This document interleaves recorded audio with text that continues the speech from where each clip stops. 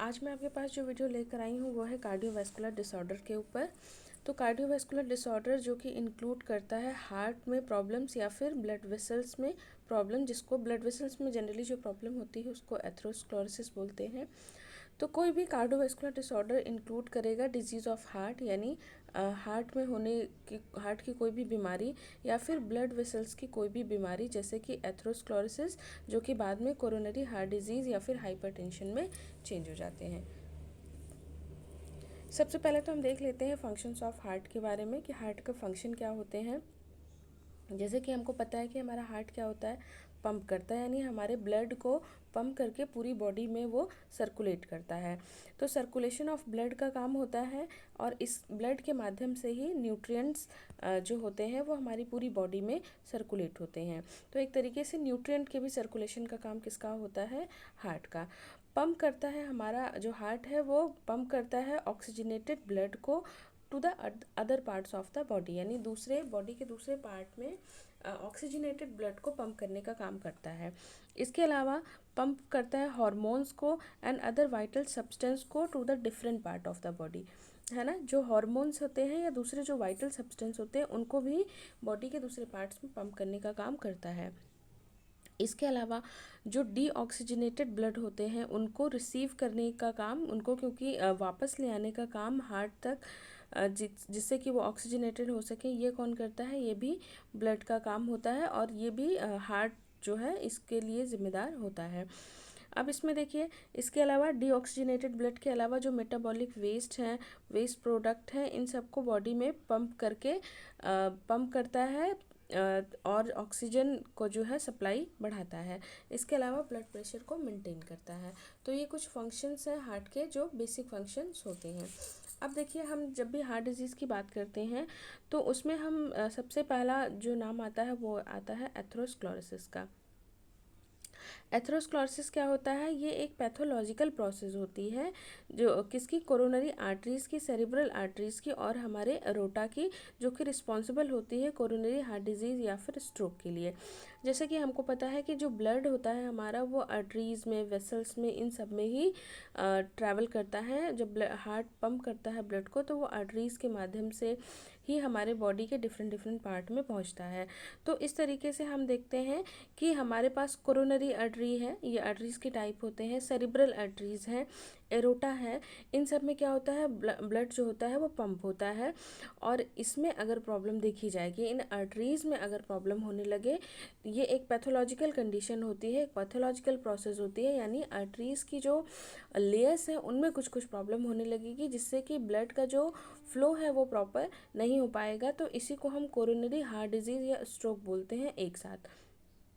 होता क्या है एक्चुअली, इसमें होता ये है कि एथेरोस्क्लेरोसिस ये स्टार्ट हो जाता है चाइल्डहुड में ही। स्पेशल होता क्या है कि हमने क्या किया कि अपने डाइट में फ़ैट का कंजप्शन ज़्यादा किया, कोलेस्ट्रॉल ज़्यादा लिया या सैचुरेटेड फैट का कंजप्शन ज़्यादा लिया। अगर इस तरीके की चीज़ें कंटिन्यूसली हमारी डाइट में रहती हैं तो बचपन से ही क्या होने लगता है कि जो इंटिमा लेयर है हमारी आर्टरी की और जो हमारे लार्ज और मस्कुलर आर्टरीज़ हैं उनमें लिपिड्स का, स्पेशली कोलेस्ट्रॉल और उनके ईस्टर्स का, ट्राइग्लिसराइड्स का, स्टेरॉयड का, कैल्शियम और आयरन का, आरबीसी का, इन सब का डिपोजिशन होने लगता है। अब इससे क्या होगा, जब इन सब के डिपोजिशन की वजह से, जैसे कोई पाइप है और उसकी जो लेयर है उस पर कोई चीज़ जमने लगी तो क्या होगा, ब्लड फ्लो जो पानी का जो रफ्तार है वो क्या होगी, इफ़ेक्टेड होगी, पानी का जो फ्लो है वो इफ़ेक्टेड होगा। सेम उसी यही बात होती है कि हमारे ब्लड वेसल्स में, हमारी सॉरी हाँ, ब्लड वेसल्स नहीं, आर्टरीज की बात हम कर रहे हैं कि आर्टरीज जो कि ब्लड को हमारी बॉडी में सर्कुलेट करा रही हैं, हार्ट पंप कर रहा है और वो आर्टरीज के माध्यम से हमारे डिफरेंट डिफरेंट बॉडी पार्ट्स में पहुंच रहा है। लेकिन अभी प्रॉब्लम क्या है कि जो आर्टरीज की जो इंटिमा लेयर है वहाँ पर इन सब चीज़ों का डिपोजिशन शुरू हो गया है, लिपिड्स का, ट्राइग्लिसराइड्स का, कोलेस्ट्रॉल का, स्टेरॉयड का, आरबीसी का, इन सब चीज़ों का डिपोजिशन होने लगता है। तो इंटिमा जो लेयर है वो क्या होने लगती है, थिक होने लगती है। तो इसी को देखिए हम क्या कह रहे हैं, रिजल्ट क्या होगा जब इस तरीके की प्रॉब्लम होगी, तो लीजन्स यानी कि घाव होने लगेंगे, छाले बनने लगेंगे। इसी को हम बोलते हैं फैटी स्ट्रिक। अब देखिए जो कि प्रोड्यूस करता है minimum intimal thickening and cause no disturbance in blood flow during early childhood. मतलब स्टार्टिंग से ही हमने क्या किया है, अपने डाइट में प्रॉब्लम शुरू कर दी है कि हम फैट ज़्यादा, सैचुरेटेड फैट ज़्यादा ले रहे हैं, कोलेस्ट्रॉल ज़्यादा ले रहे हैं। तो इस तरीके की प्रॉब्लम चाइल्डहुड से ही है। तो अभी स्टार्टिंग में क्या होगा कि जो इंटिमल लेयर है यानी लीजन्स हमारी आर्टरीज में बनते रहेंगे, फैटी स्ट्रिक्स होते रहेंगे, लेकिन ये मिनिमम थिकनिंग लेयर इंटिमल की होगी। तो इससे क्या होगा, ब्लड फ्लो ज़्यादा इफेक्टेड नहीं होगा अर्ली चाइल्डहुड लाइफ में। लेकिन अगर यही चीज़ कंटिन्यू चलती रही, लगातार यही चीज़ होता रहा, तो अब आगे क्या हो जाएगा, आगे जो हमारी इंटिमा लेयर है वो ब्लॉक हो जाएगी और ये बहुत ज़्यादा प्रोग्रेसिव हो जाता है आगे जाके एडोलसेंस एज में। जैसे देखिए जो एथेरोस्क्लेरोसिस होते हैं, इसको WHO ने इसकी 3 स्टेजेस दी हैं। हर स्टेज पे क्योर होता है, अगर हमको पता लग जाए समय रहते या हम अवेयर हो जाएं तो हम इसको क्योर कर सकते हैं। जैसे फैटी स्ट्रिक्स कब होंगे, जब थिकनिंग ऑफ इंटिमल लेयर यानी हमारी आर्टरीज की इंटिमा लेयर जो है उसमें थिकनिंग होने लगी, यानी वो लेयर मोटी होने लगी, तो इसको हम बोलते हैं फैटी स्ट्रिक। इसमें जनरली होता क्या है कि longitudinally along the vessels due to the formation of new connective tissue cell distended with the fat and cholesterol। अब होता क्या है कि ब्लड, क्योंकि जो थिकनिंग है इंटिमल लेयर की, थिकनिंग हो रही है, इंटिमल लेयर मोटी हो रही है वेसल्स की, और लॉन्गिट्यूडनली ब्लड वेसल्स में क्या कनेक्टिव टिश्यू फॉर्मेशन ये सब होने लगता है, फैट और कोलेस्ट्रॉल होता है, तो ये थिकनिंग को और क्या करते हैं, प्रमोट करते हैं। अब क्या होगा, अगर यहाँ पर हम अवेयर हो गए और हमने अपनी डाइट में सुधार कर लिया तो ये चीज़ रिवर्सिबल हो सकती है। फिर देखिए अगर यही चीज़ प्रोग्रेसिव हो गई यानी इसको हमने ठीक नहीं किया तो ये प्लैक फॉर्मेशन हो जाएगा। प्लैक फॉर्मेशन में क्या होता है कि those containing more of lipid and soft और atheromas while those with more fibrous tissues are hard to fibrous plaque. यानी कि अभी तक इंटिमा लेयर थी, अब इसी पे क्या होगा, फाइब्रस टिश्यूज, लिपिड्स, इन सब का डिपोजिशन स्टार्ट होगा और ये क्या हो जाएंगे, प्लैक के फॉर्म में चेंज होने लगेंगे। प्लैक बिकम्स जो, और ये जो प्लैक है वो बड़ा होने लगता है और एक टाइम पे क्या करता है, इंटिमा की जो इनर मिडल लेयर है उसको भी डिस्ट्रॉय करना शुरू कर देता है। तो ये क्या होगा, प्लैक बना लेगा। फिर थर्ड स्टेज में देखिए कॉम्प्लिकेटेड लीजन्स हो जाते हैं, यानी जो प्रॉब्लम्स यहाँ पे देखी जा रही हैं कि loss of endothelium leading to ulceration and exposure of fatty content of the blood stream.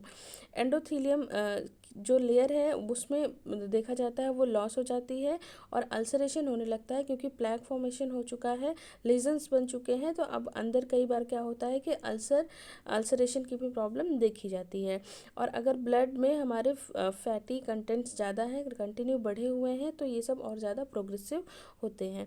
इसके अलावा देखिए जितने भी फाइब्रिन है ये सब क्या होंगे, इनका डिपोजिशन हो जाता है उन्हीं लीजन्स में और ये थ्रोम्बोसिस कॉज करते हैं। Presence of the free blood है ना, अब क्या होता है, कैल्सिफिकेशन, अगर कैल्शियम, अब वहाँ पर जाके एक तरीके से उसी घाव पर कैल्शियम भी डिपॉजिट होने लगेगा, फाइब्रिन भी डिपॉजिट होने लगेगा, और भी जो लिपिड्स हैं, कोलेस्ट्रॉल हैं, फाइब्रस टिश्यूज़ है, इन सब का डिपोजिशन होने लगेगा। तो ये कॉम्प्लिकेटेड लीजन होते हैं, मतलब ये लास्ट स्टेज होती है, इनको फर्दर हमें ऑपरेट करके या इस तरीके की कभी कभी मेडिसिन से भी क्योर हो जाते हैं।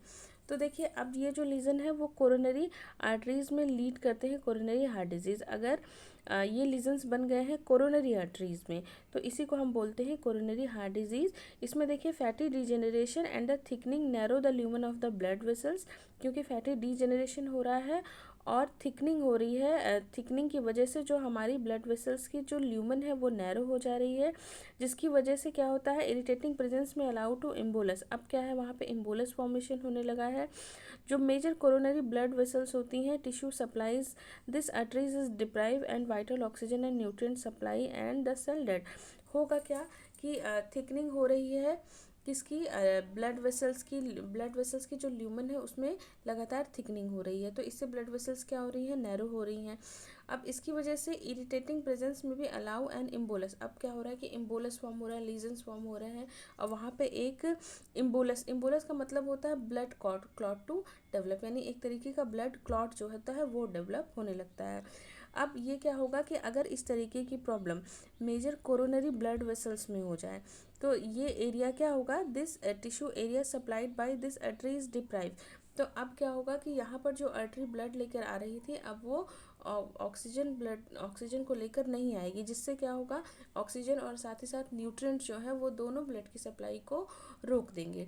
अब ब्लड की सप्लाई और जब रुकी तो ऑक्सीजन भी रुका, न्यूट्रिएंट भी रुकी, और क्या हो गई, जो सेल है वहाँ की डेड हो गई। इसी को हम बोलते हैं इस्चीमिया। अब अगर लोकलाइज्ड एरिया है डाइंग और tissue, dead tissue is called an infarct. Infarct में क्या होते हैं कि अगर किसी लोकल एरिया के टिश्यूज़ डेड हो गए हैं या फिर वो बिल्कुल काम नहीं कर रहे हैं, तो उसको हम बोलते हैं इनफ्रैक्ट। और ये क्योंकि होता है कार्डियक मसल्स की बेसिकली कहाँ पे, मायोकार्डियम में, तो इसीलिए हम इसको बोलते हैं मायोकार्डियम इन्फ्रैक्शन। जो मल्टीपल रिस्क होता है कार्डियोवास्कुलर डिजीज़ में, वो होता है पर्सनल कैरेक्टरिस्टिक्स जिनको पर हमारा कोई कंट्रोल नहीं है, वो जो रिवर्सिबल नहीं है, जैसे कि एज है, सेक्स है और जेनेटिक ट्रेट्स हैं। इसके अलावा जो लर्न बिहेवियर है, यानी जिसको हम चेंज कर सकते हैं, जिसको हम इंटरवेन कर सकते हैं, जैसे कि स्मोकिंग है, अगर इसको कम कर दिया जाए तो हार्ट डिजीज़ होने के चांसेस कम हो जाते हैं। फिजिकल इनएक्टिविटी, यानी फिजिकल अगर इनएक्टिव है तो चांसेस बढ़ते हैं। ओबेसिटी है, फूड हैबिट है, स्ट्रेस है, पर्सनालिटी टाइप है, ये सब क्या होते हैं, ये सब लर्न बिहेवियर है जिनको इम्प्रूव करके हार्ट डिजीज़ के चांसेस को हम कम कर सकते हैं। इसके अलावा बैकग्राउंड कंडीशंस होते हैं, जैसे कि hypertension, diabetes mellitus, hyperlipidaemia, low level of HDL, ये सारी चीज़ें देखी जाती हैं। अब नेक्स्ट देखिए, हम बात करेंगे डाइट इन कार्डियोवास्कुलर डिजीज़। तो देखिए, डाइट इन कार्डियोवास्कुलर डिजीज़ की जब हम बात करेंगे तो हमारे पास जो एनर्जी है वो हमें लो करनी है, बहुत ज़्यादा एनर्जी देने की ज़रूरत नहीं होती है। जितनी एनर्जी की रिक्वायरमेंट है उतनी ही हमें आइडियल बॉडी वेट के हिसाब से देनी होती है, उससे भी 500 माइनस करके हम देते हैं। तो एक तरीके से लो कैलोरी डाइट जो है वो सजेस्ट की जाती है। इसके अलावा अगर हम फैट की बात करें तो देखिए, सीरम टोटल कोलेस्ट्रॉल जो होता है वो पॉजिटिवली एसोसिएटेड होता है रिस्क ऑफ एथेरोस्क्लेरोसिस से, है ना। तो सीरम टोटल कोलेस्ट्रॉल अगर ज़्यादा है तो एथेरोस्क्लेरोसिस का रिस्क ज़्यादा हो जाएगा। और सीरम टोटल कोलेस्ट्रॉल में हम बेसिकली देखिए, अगर हम सैचुरेटेड फैटी एसिड लेते हैं जिसकी वजह से हाइपर कोलेस्ट्रोलीमिया या फिर एथेरोस्क्लेरोसिस हो जाता है ह्यूमंस में, तो अगर सैचुरेटेड फैटी एसिड लेना है तो ये हाइपर कोलेस्ट्रोलीमिया और एथेरोस्क्लेरोसिस जो है वो कॉज करेंगे। इसके अलावा अगर ओमेगा 6 हम लेते हैं तो ओमेगा 6 क्या करता है, ये लो करता है टोटल कोलेस्ट्रॉल को, एलडीएल को और साथ ही साथ एचडीएल को। लेकिन अगर हम मोफा कंज्यूम करते हैं तो ये सीरम टोटल कोलेस्ट्रॉल और एलडीएल को तो लो करता है, लेकिन एचडीएल पर इसका कोई इफेक्ट नहीं होता है। और एचडीएल जो होता है वो हमारा गुड कोलेस्ट्रॉल होता है, ये हमारी बॉडी में ज़्यादा होना चाहिए इन कंपैरिजन टू, मतलब रेशियो एक मेंटेन होता है एलडीएल और एचडीएल का। तो ओमेगा 6 के साथ प्रॉब्लम क्या है या पूफा के साथ प्रॉब्लम क्या है कि ये तीनों के ही अमाउंट को लो कर देता है, जबकि अगर आप मूफा कंज्यूम करते हैं तो एचडीएल का अमाउंट जो है वो कम नहीं होगा। इसके अलावा जो ओमेगा 3 होता है वो इंक्लूड करता है reduction in platelets responsiveness as well as favourable changes in blood lipids, blood pressure and eicosanoids biosynthesis. अब देखिए, प्रोटीन की अगर हम बात करें तो हमें वेजिटेरियन डाइट जो होती है वो लोअर होती है एवरेज ब्लड कोलेस्ट्रॉल में then the non vegetarian diet. यानी यहाँ पर बेसिकली अगर हम कार्डियोवास्कुलर की बात करेंगे तो हम यहाँ पे वेजिटेरियन डाइट प्रोटीन के लिए भी कोशिश करेंगे कि नॉन वेज जो वेजिटेरियन डाइट है उस पर हम ज़्यादा फोकस करें in comparison to non vegetarian diet में। अब आगे देखिए, डाइटरी फाइबर की जब हम बात करते हैं तो water soluble fibre generally include करते हैं पैक्टिन, ग्वारगम और ओट गम को, जो कि रिड्यूस करते हैं टोटल कोलेस्ट्रॉल को, एलडीएल कोलेस्ट्रॉल को without affecting the HDL cholesterol. ठीक है, तो इस तरीके से हमने देखा कि कार्डियोवास्कुलर डिजीज़, कार्डियोवास्कुलर डिसऑर्डर क्या होते हैं और कार्डियोवास्कुलर डिसऑर्डर किस तरीके से शुरू होते हैं, और इनमें हम एक कॉमन जो डाइट है वो क्या फॉलो करवाते हैं। तो कार्डियोवास्कुलर डिसऑर्डर में हम बात करते हैं हार्ट की, जो हार्ट में होने वाली प्रॉब्लम्स की या डिजीज़ेज ऑफ हार्ट की, जिसमें जनरली हम कोरोनरी हार्ट डिजीज़, हाइपरटेंशन, इन सब की बात करते हैं।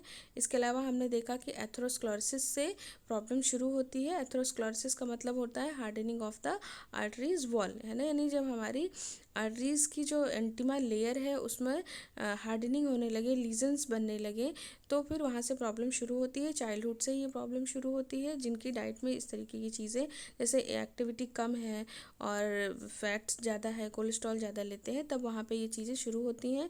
एथेरोस्क्लेरोसिस की जो WHO ने 3 स्टेजेस दी हुई हैं, फैटी स्ट्रिक, प्लेक और कॉम्प्लिकेटेड लीजन्स। तो ये ध्यान रखना है कि अब अगर इसको हमने ट्रीट नहीं किया, स्टार्टिंग मतलब हमने अपने लाइफस्टाइल को नहीं सुधारा, अपनी डाइटरी हैबिट को नहीं सुधारा, तो ये जो एथेरोस्क्लेरोसिस है वो धीरे धीरे सीवियर होता जाता है और बाद में जैसे कि कोरोनरी हार्ट डिजीज़ के फॉर्म में, मायोकार्डियल इन्फ्रैक्शन के फॉर्म में इस तरीके से चेंज हो जाता है और हमारी बॉडी की जो नॉर्मल प्रोसेस है उसको होने से रोकता है। एक तरीके से ब्लड सप्लाई को हिंडर करता है, जिससे कि हम जो ऑक्सीजन है और जो न्यूट्रिएंट सप्लाई है वो हिंडर होती है। अगर हमने डाइट की बात की, तो डाइट में हम क्या करते हैं, हम कोशिश करते हैं कि लो कैलोरी एनर्जी जो होगी वो हमेशा लो कैलोरी रखेंगे।